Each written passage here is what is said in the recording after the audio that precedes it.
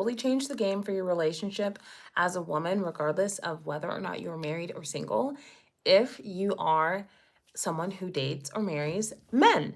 And it's a concept that I think is helpful because of my experience as a coach and also as a former divorce attorney. So if you don't know who I am, hi, my name is Diana Bando. I'm a licensed attorney. I'm a certified master life coach, and I have multiple certifications in multiple things, including stress management. And I apply that to every area of life, including relationships. So if that sounds like something you're interested in, you're in the right place. So the idea is that men are mirrors. And what I mean by that is if you have one woman and she goes on a date with 20 different men, all of those men are going to have pretty much the same thing to say about her. But if you have one man and have him go on a date with 20 different women, each of those women is going to have something very different to say about that man. And there's going to be kind of two groups of women that agree. It'll be the masculine energy women and the feminine energy women. And I'll explain what that means in a minute. But the more the masculine women are, the more they're going to have like one set of things to say about him, and they're going to be mostly negative. And the more feminine the women are, the more positive things they'll have to say, even if, they all have negative things to say. And what do I mean by that? So masculine energy and feminine energy have nothing to do with gender, nothing to do with sexual orientation. They're energies that exist in all people. It's just that for most people, one energy is dominant.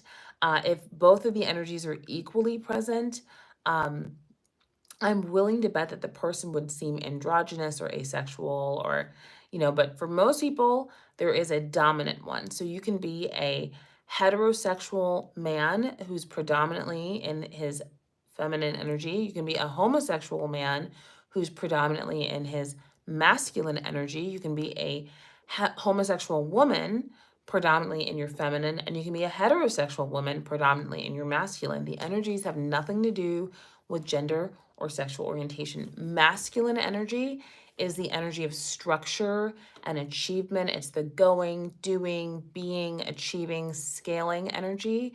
The energy that helps with, getting places on time, having structure, consistency. That is masculine energy, being productive. It's the energy that we tend to be in at work. So masculine energy is very externally focused. It's about giving, doing, providing. Feminine energy is the receptive, mysterious, the energy of creation. Hi for joining. So it's the receiving energy, it's the being energy, it's more internal.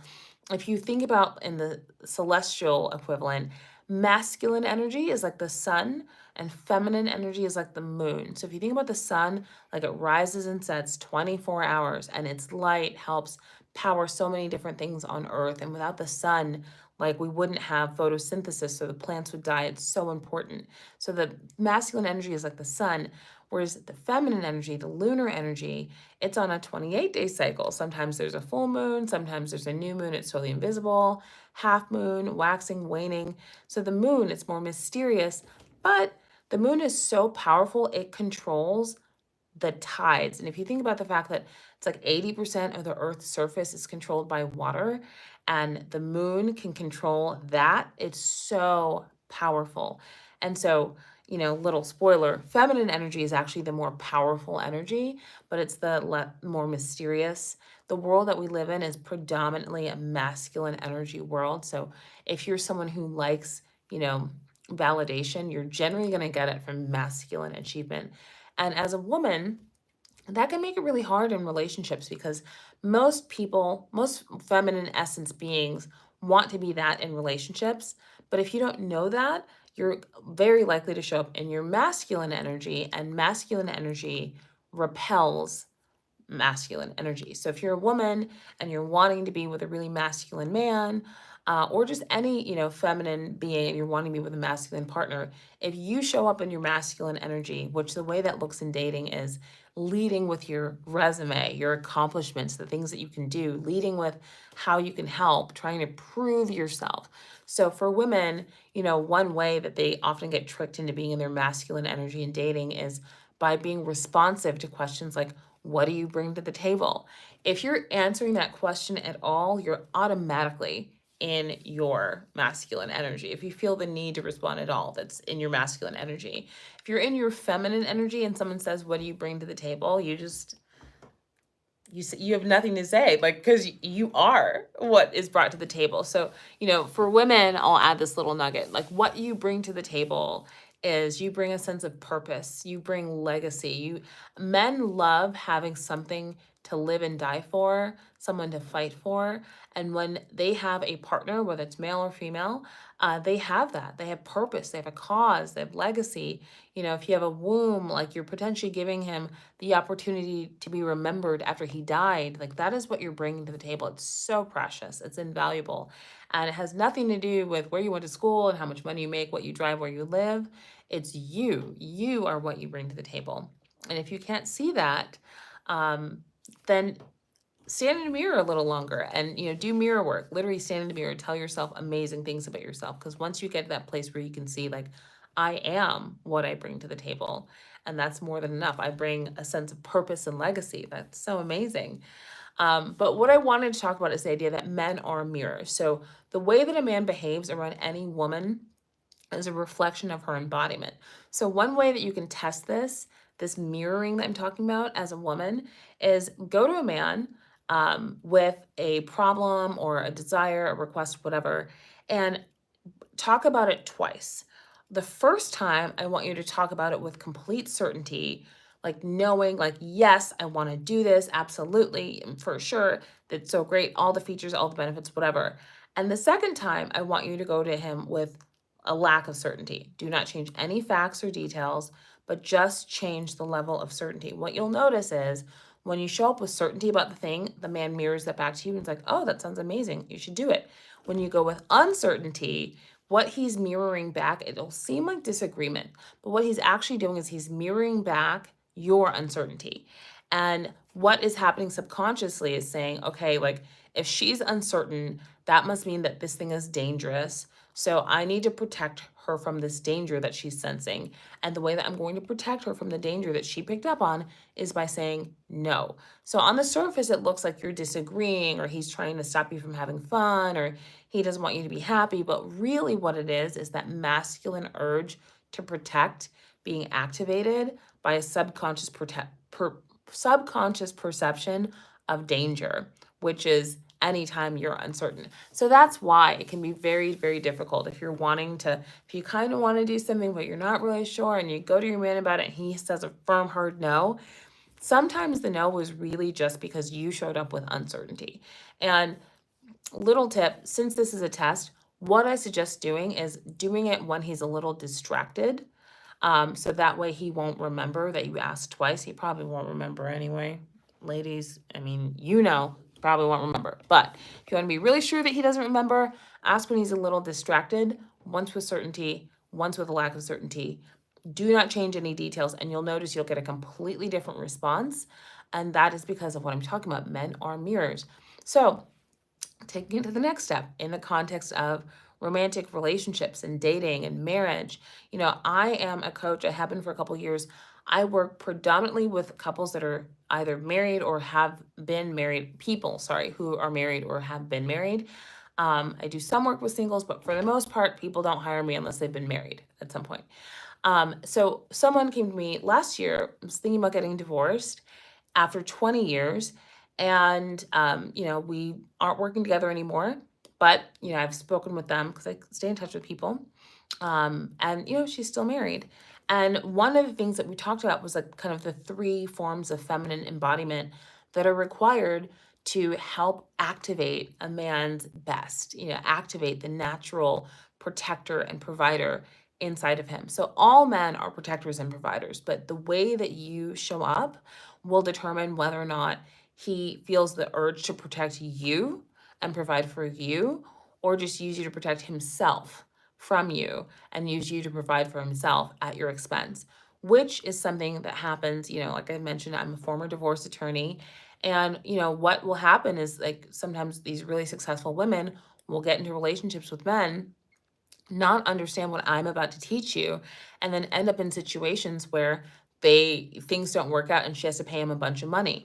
There's one situation where, they got married, she was paying all the bills, she was making all the money, he cheated, and it got to a point where he was trying to hide the fact that he was cheating. So a U.S. Marshal came to the door with a warrant for not his arrest, a warrant ordering that he take a paternity test that showed that the baby, the side baby, was a 99% genetic match. So the wife divorces him or files for divorce, and in doing so finds out that she's got to pay him spousal support because she was the breadwinner. And so this advice, prevents situations like that, prevents, ones like the one that my former client was. So the three kind of feminine embodiments that are needed to activate like the masculine urge to protect, provide, are the goddess, the mother, and the siren or the sex kitten. And I'll get into that in a second. People always talk about be feminine, but it's like it's more specific than that. It's not about just being feminine, it's being the version of yourself that triggers that response, that healthy, healed masculine response to protect and provide. And so the goddess is, if you think about through human history, right? Men, before going to war, before doing anything dangerous, hunting, there was always some goddess that they would worship or they'd ask for protection. And, everything was in honor of the goddess, and that would inspire them to go out and fight and kill. And so, as a woman or as a feminine essence being, you could, as a man too, you want to have like that embodiment where you are a little bit of a reflection of the divine, the mysterious, the intangible. And you can do that by having your own spiritual practice, but there's lots of ways that you can do that. And I actually talk about it inside of one of my courses. I'll tell you about in a second. You also want to have the embodiment of the mother, showing that you're nurturing. Because if you don't have nurturing energy, if you're just a goddess, it'll be like, oh, like she's arm candy, but the nurturing energy is like, oh, I want to protect her. Like that's what triggers that. So if you think that you're not nurturing, you need to find something living to care for. It can be a plant, it can be a pet, it doesn't matter, but just have something living that you take care of. And then the siren or the sex kitten. And the reason that's important is if a man isn't sexually attracted to you, you're probably invisible to him anyway. So that is kind of like the preliminary one.